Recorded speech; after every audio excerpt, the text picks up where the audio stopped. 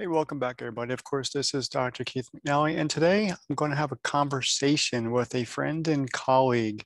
Her name is Lenore. We both teach adult learners, and specifically, we both teach military personnel in transition. So these people are transitioning out of the military and specifically into the IT industry.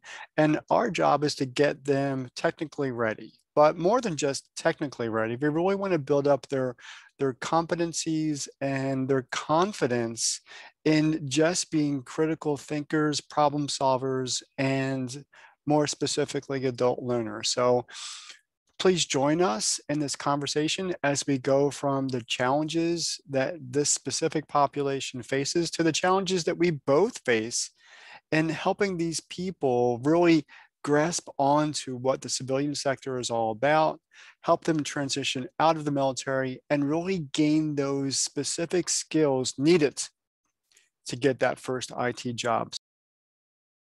Lenore, you are an educator by heart and trade, I think, right? Currently, yeah. Okay. Yes, currently I am. So what is your space in the world of education right now? And how do you look at projects and project-based learning as being important for the classroom and for the student? Alrighty.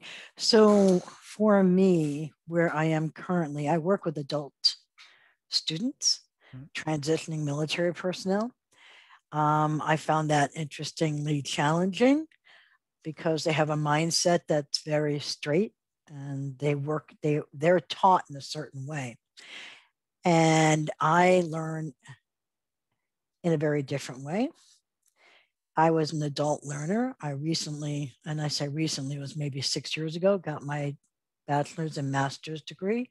So as an adult learner, I was, I saw all the challenges I had dealing with the current education system, and it didn't meet my needs. And I saw what I needed in order to be a successful student. I worked within the confines, but I thought it wouldn't be so much better if. So when I had the opportunity to work with the military personnel, I had a few challenges with them. And the first challenge was to get them to open up and communicate. That was the Okay. first challenge.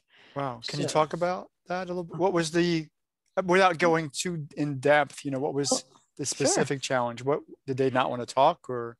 Well, when you're working in a group of people, if you have 25 to 30 students in a room, whether it's on Zoom or whether it's face to face, and they have been the subject matter expert in whatever they were working in. But now they're transitioning out and they're entering into a field that they know very little about. And they're very hesitant to display in front of all these people who they don't know their ignorance. So we have to try and provide them with a sense of a safe environment. It's a safe container.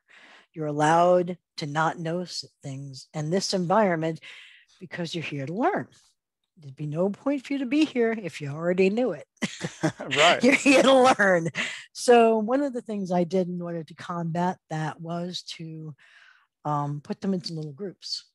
So they had a sense of safety because they could talk to an intimate group and reveal their vulnerabilities and maybe get some feedback, etc. And then that's when I would be more personal, right? Ask those really questions. And depending upon the group of people themselves, how responsive they were. It took me, I don't know, to my sixth cohort to perfect. The small group structure. Yeah, yeah. And to find the best way to communicate what I was trying to do. Okay. So, uh, so this last cohort, since this will be my last cohort, it is working out very well. And also, I found that in this particular group, because I did get the opportunity to communicate with them before they started class, I was able to connect with them and express what my expectations were. I have certain things I like to tell them that they don't seem to have too much of a problem being able to vocalize their ignorance inside the group of 26. They don't worry about it. They're not even concerned about looking dumb. So I'm real happy about that. So it seemed like that was a success. And what I do in my classes, because it's comprised of 2 terms, both of 9 weeks, it's a 4-month program. And when they get out, they're supposed to secure a position in technology. And the courses that I teach are, there's 3, 4, maybe 5 altogether when you break them down into little pieces. It's all about software development and cloud application development and working with the database. My area of expertise was web development. So I have a predilection towards that.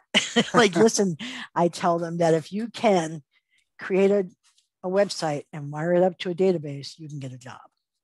Yeah, you can.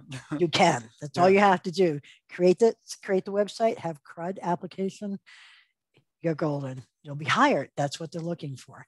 So, and anything, we can only get so much information into them, but we're trying to do the whole spectrum. So I look at the first term as laying the foundation for the basics. Bringing in programming logic, explaining about algorithms, having them work on writing down their concepts, identifying all of that critical thinking skills that they require before just trying to write code. That's one. That takes a bit because everybody goes straight to writing code. Lenore, thank you so much for your time today. Please join us next time as we continue this conversation, and we're going to talk about more of the challenges that we face, they face, and how we overcame them in the adult learning classroom.